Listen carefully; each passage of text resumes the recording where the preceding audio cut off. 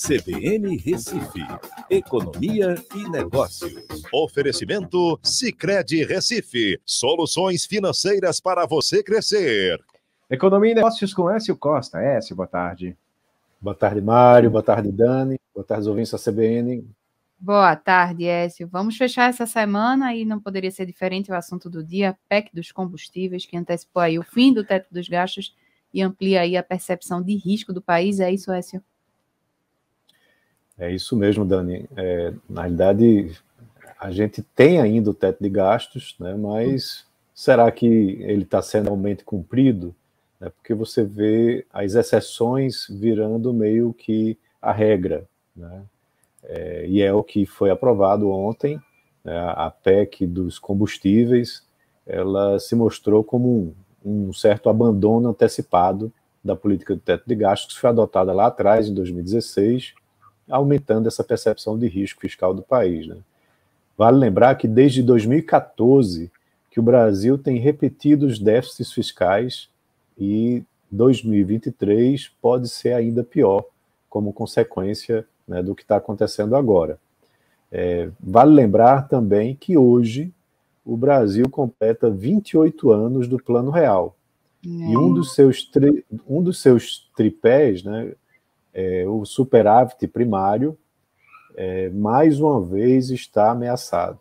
Essa aprovação libera 41,2 bilhões de reais em medidas de auxílio à população, né, que vão além do teto de gasto, mostrando aí descontrole, né? Isso aí você vê que houve um acordo entre o executivo e o legislativo, tanto é que foi uma votação expressiva, então a culpa é de todos, né, porque todos estão abraçando essa causa, e considera que o país vai estar passando aí por uma situação emergencial causada pela invasão russa à Ucrânia, que jogou ainda mais gasolina, usando até esse trocadilho, na inflação, né, que já vinha subindo com essa desorganização das cadeias produtivas com a pandemia.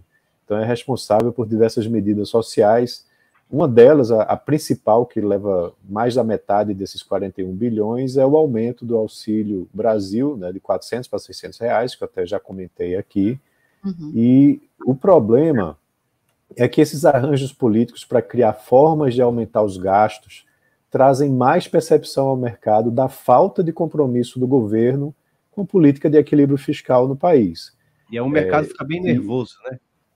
Pois é, então isso leva invariavelmente a juros futuros mais altos e também trazem até desvalorização da moeda.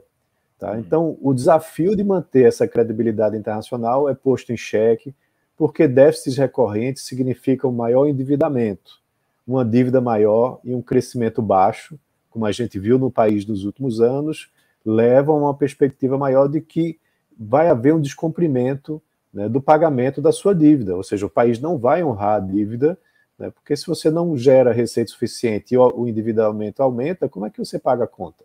Tá? Então, mesmo as contas do país registrando uma arrecadação recorde até o momento, não há certezas de que o segundo semestre será de manutenção desse crescimento e que vai manter, e que manteria essa arrecadação.